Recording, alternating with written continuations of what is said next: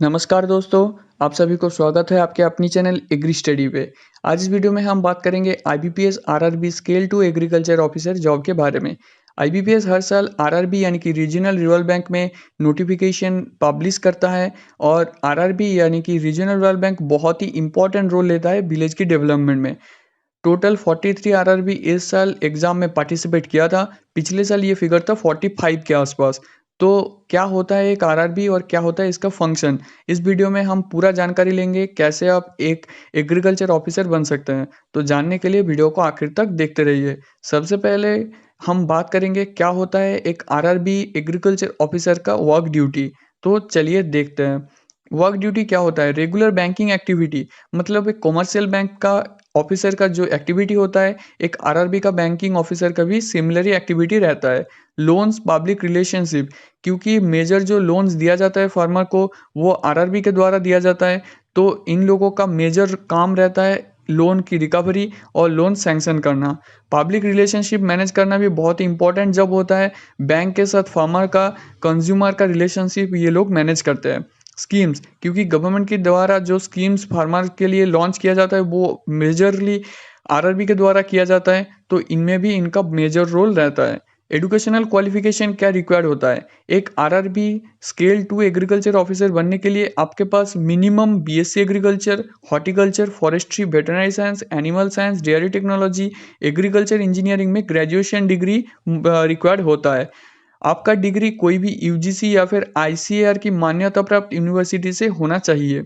आपके पास minimum 50% marks required होता है। और इसमें एक मेजर इम्पॉर्टेंट पॉइंट है जो कि क्योंकि ये सेंट्रल जॉब होता है, लेकिन इसका पोस्टिंग लोकल एरिया में होता है, रूरल एरिया में होता है। तो जिस लोकेलिटी में आपका पोस्टिंग होगा उस लोकेलिटी का आपको लोकल लैंग्वेज अच्छे से आना चाहिए। और इसमें और एक इम्पॉर्टेंट पॉइंट है, स्केल टू एग्रीकल्चर ऑफिसर बनने के लिए आपके पास मिनिमम 2 साल की एक्सपीरियंस रिक्वायर्ड होता है। 2 साल की एक्सपीरियंस कहाँ से लेंगे? 2 साल की एक्सपीरियंस आपको कोई भी फिनेंशियल इंस्टीट्यूट या फिर बैंकिंग सेक्टर से लेना होता है। स्केल 1 ऑफिसर के लिए कोई भी ऐसा रिक्वायरमेंट नहीं होता है। और स्केल 3 ऑफिसर बनने के लिए आपको मिनिमम 5 साल की एक्सपीरियंस रिक्वायर्ड होता है। अब बात कर लेते हैं क्या होता है minimum required age limit.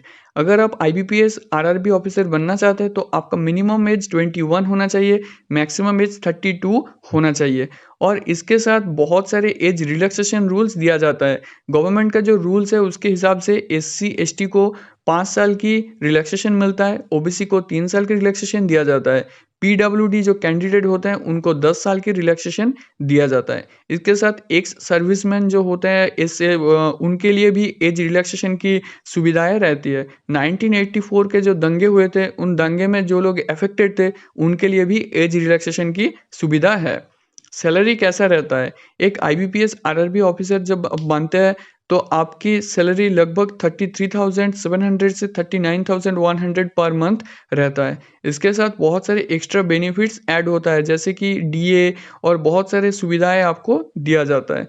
Selection process कैसा होता है? एक आईबीपीएस ऑफिसर कैसे चुना जाता है? बाकी सारे जैसे आईबीपीएस का एग्ज़ाम होता है, पीओ, एसओ, इसकी तरह ये एग्ज़ाम नहीं होता है। इसमें स्किल टू ऑफिसर बनने के लिए सिंगल एक रिटन एग्ज़ाम होता है, उसके बाद इंटरव्यू कंडक्ट किया जाता है, उसके बाद आपको सिलेक्शन हो जाता है। और अब हम बात करेंगे एग्ज़ाम पैटर्न कैसा रहता है। जो रिटन एग्ज़ाम होता है, रिटन एग्ज़ाम का एग्ज़ाम पैटर्न कैसा रहता है? तो चलिए देखते हैं। रिटन एग्ज़ाम का एग्ज़ाम पैटर्न जनरली कैसा रहता है? रीजनिंग पेपर रहता है, इसमें 40 क्वेश्चंस होता है 50 मार्क्स का। क्वांटिटेटिव एप्टीट्यूड और डाटा इंटरप्रिटेशन का पेपर रहता है, इसमें भी 40 क्वेश्चंस रहता है 50 मार्क्स का। फिनेंशियल अवेयरनेस का क्वेश्चंस रहता है 40 और इसका 40 मार्क्स रहता है। इंग्लिश लैंग्वेज, हिंदी लैंग्वेज में 40 क्वेश्चंस रहता है 20 मार्क्स का। कंप्यूटर नॉलेज का पेपर रहता है 40, इसमें 20 मार्क्स रहता है। प्रोफेशनल नॉलेज का 40 क्वेश्चंस रहता है, इसमें 40 मार्क्स रहता है। तो टोटल आपका हो जाता है 240 क्वेश्चंस और टोटल मार्क्स रहता है 200। कंपोजिट टाइम आपका रहता है 2 hour and 30 minutes. Total 2 hour और 30 मिनट आपको दिया जाता है। और इसमें क्या होता है नेगेटिव मार्किंग रहता है, 0.25 नेगेटिव मार्किंग होता है। अब हम बात करेंगे टॉपिक्स और सिलेबस। आईबीपीएस आरआरबी ऑफिसर का जनरली टॉपिक्स और सिलेबस क्या रहता है। पहले हम बात करेंगे जनरल अवेयरनेस का क्या सिलेबस रहता है। आपको जनरल अवेयरनेस में कंट्री, करेंसी, आरबीआई का बैंक फंक्शन ये सब पढ़ना पड़ेगा। मार्केटिंग टर्म, फिस्कल पॉलिसी ये सब जानना पड़ेगा।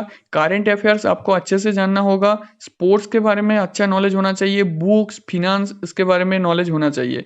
इंडियन एंड इंटरनेशनल इकोनॉमिक्स आपको जानना होगा। Banking history, banking terminology, policy इसके बारे में आपको अच्छा नॉलेज होना चाहिए। जो रिसेंट गवर्नमेंट स्कीम्स होता है इसके बारे में आपको नॉलेज होना चाहिए। डेली अगर आप न्यूज़पेपर फॉलो करेंगे तो आप अच्छे से इसमें एग्ज़ाम में अच्छा मार्क्स स्कोर कर पाएंगे। इसके आगे हम बात करेंगे बाकी सारे जो जो सिलेबस है इसके बारे में।